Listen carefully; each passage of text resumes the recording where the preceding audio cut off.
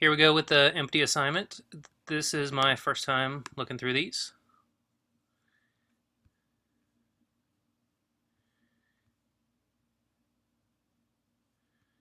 Okay, so I guess we're starting here.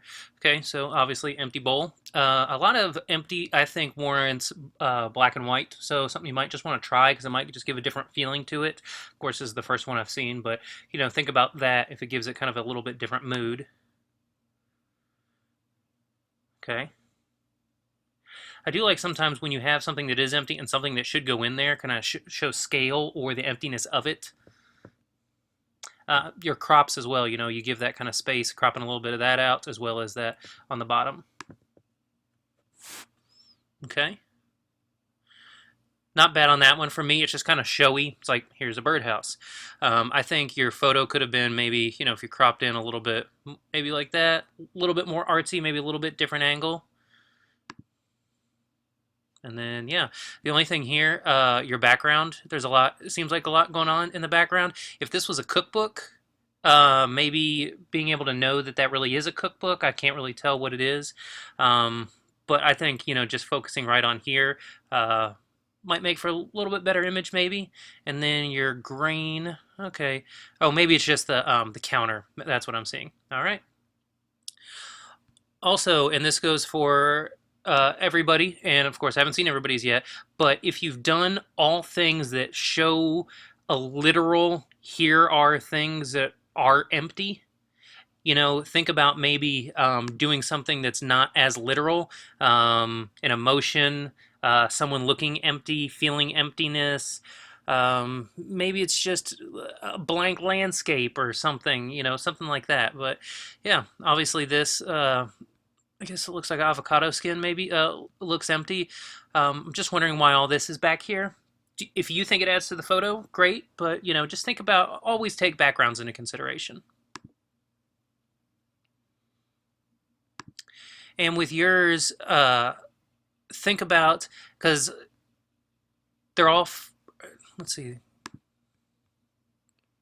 yeah, okay, well, at least you are photographing inside, but you are doing what I have mentioned before. Use the slowest ISO possible. So, of course, this doesn't matter what your shutter speed is. So, great. Thank you for doing that.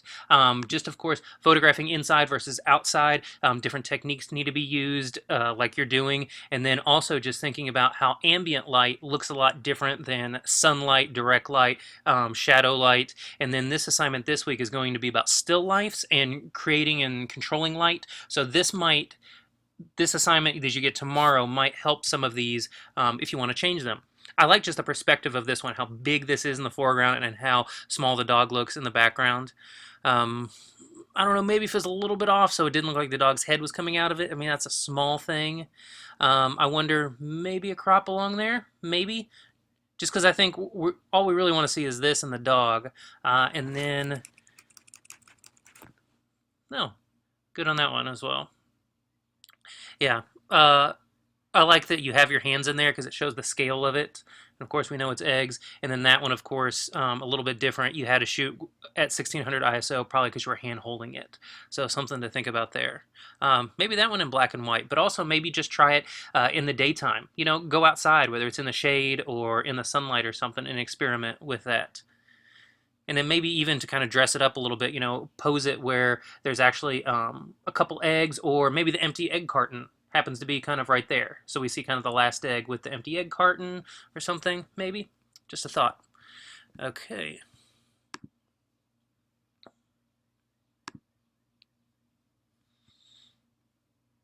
And I know I always talk really fast on when I go through these. So if you ever do have any questions for me, please always feel free to email me, contact me, call me. Okay, so this is what I was talking about kind of earlier with just the emptiness of kind of a motion or a feeling or something, not just very literal, here's an empty bowl or a cup or something. I'm not saying there's anything wrong with those, but try to think a little bit more about just kind of the artsiness of it, kind of that theme that goes with it. I like this, even though we can kind of see the backgrounds, it kind of they look like old buildings in the back, so it kind of goes along with this. And you being in Savannah, you it's probably one of the most photographed cities, and I love walking around there. I just love going on photo walks, taking my camera, walking around with really no purpose, taking some photos, grab a coffee, take some more photos. I mean, it's a great, great city for that. Even if you live there and you've walked around it a million times, try to pretend like you are just being kind of dropped off there for the first time, and you've only got, a few hours, and what kind of photos can you get? Good. Um, I wonder with this one, it's a small thing. It's just because you're shooting up at the building, you can see kind of these angles here of the building. And then, they're different on other ones. Normally with architecture, I know this is completely different because this is a dilapidated building. No one hired you to go out and take an awesome, glamour shot of this building. But it would be to get more kind of at the building's level and shoot straight at it.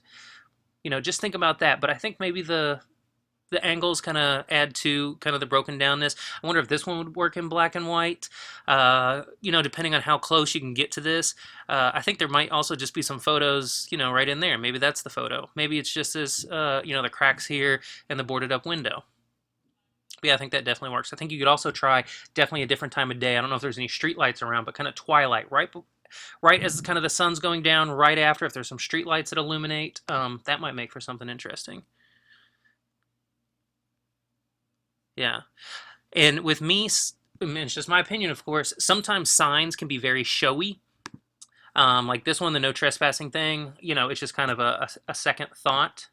So think about, granted, there is a lot of story here. So as an artist, do you like that there's story here? It obviously used to be a restaurant. The enter sign is very welcoming, but you get this sign here, and maybe it's only because it's so bright in the sun that I think it really pops and stands out. And for me, not in a great way, but just something to think about. I don't think there's necessarily anything wrong with it. And if you want to ask anybody, if nobody critiqued this one for you, ask somebody else and just see what they have to say.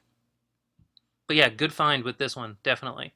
And I wonder, even if you had just stepped over to the right and maybe didn't have this, because this is a different exposure than this, and maybe you start your frame to the left side, wherever that door is. It looks like a door in the background, and just had all that, but it still looks just totally empty and barren, even though it seems kind of welcoming with that enter and, the restaurant sign.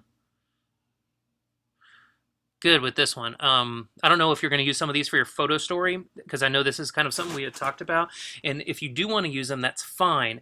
Just don't use all of them. If there's 1 to 3-ish or something, that's perfectly fine, but just not too many of them.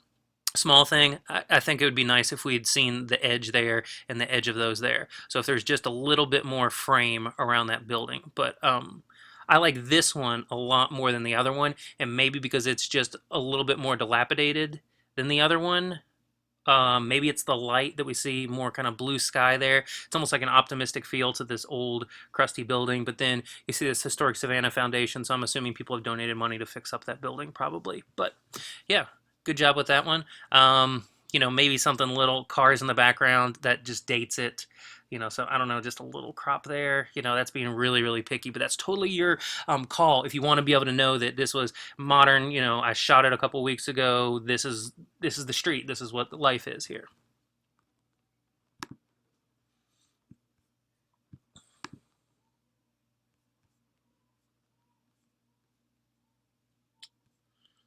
All right, so it looks like we start here. Okay, yeah, I like this one. I think it definitely works in black and white.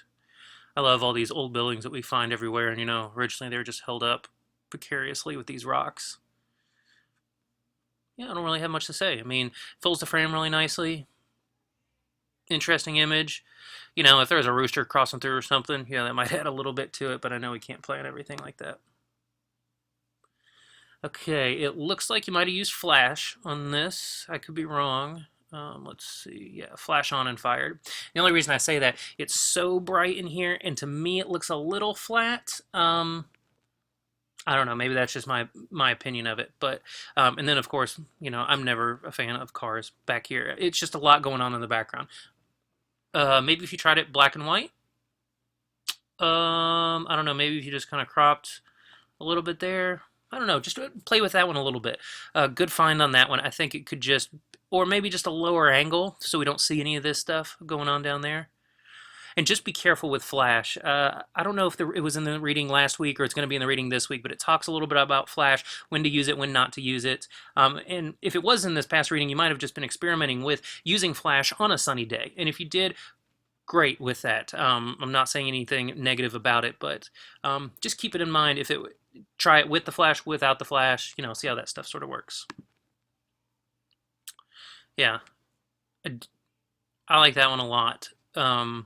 The only thing, you've got these vignettes up here, and this sort of vignette, to me, doesn't look that great. It's a little too kind of posed. I'm going to pause this for a second. I'm going to bring up a different photo and show you a different program's vignette.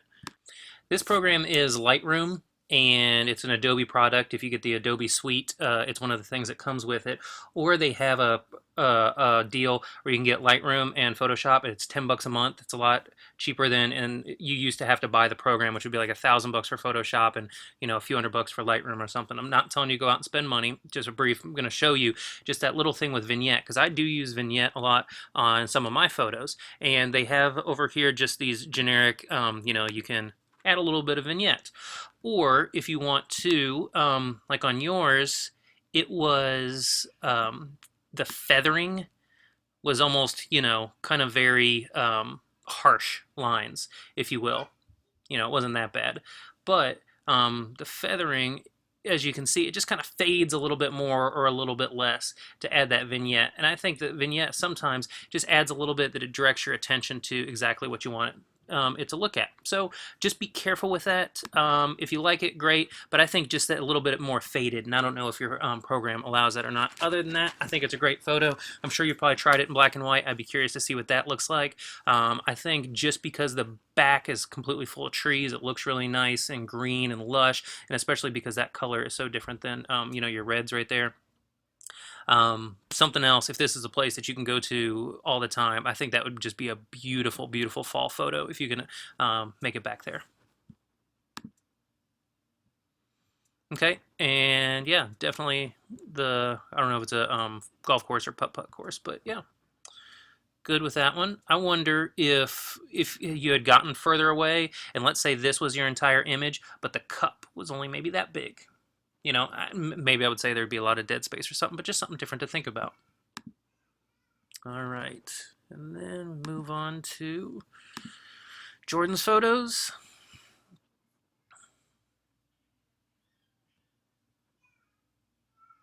Okay, and I guess empty. Yeah. And I guess in the book, there's a thing about silhouettes, and this is a perfect example of, getting this silhouette. I like definitely how you framed these different things.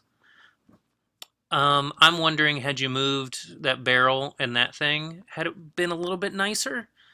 But I don't know. Just something to think about. But I guess with the kind of stuff over here, maybe it kind of balances out a little bit. It's not just all 100% nature out there. Okay, again with the silhouette, nice abstract. I don't know how much you played with it, just kind of your blacks, but it almost looks like we lost a lot of the detail in these leaves. So try it maybe at a different time of day or when the sun's in a different place or something to try to get it with the camera versus getting it if you are editing it. And I could be wrong, but it just looks like we're losing some of the detail, that it almost like posterized, that it's just all white and all black. So just something to play with. And then if maybe just get rid of a little bit of that, maybe, because this is almost, this whole thing and that hole there is more interesting. I don't know, maybe just a crop like that might be pretty nice. Okay, yeah, definitely very empty. I like the fog that's going on here. Again, your images, sometimes they are that kind of bluish. So just opening it up and playing a little bit with the warmth. See how nice and green those trees go? That's definitely your artistic decision, because you can go way the other way. But yeah, it's just whatever feeling, and maybe that cold feeling is that kind of empty feeling. But again, just something to think about, because I know a couple of your photos have had that bluish kind of tint to them. Yeah, beautiful landscape photo. All right, thanks again for everything. Talk to you all soon.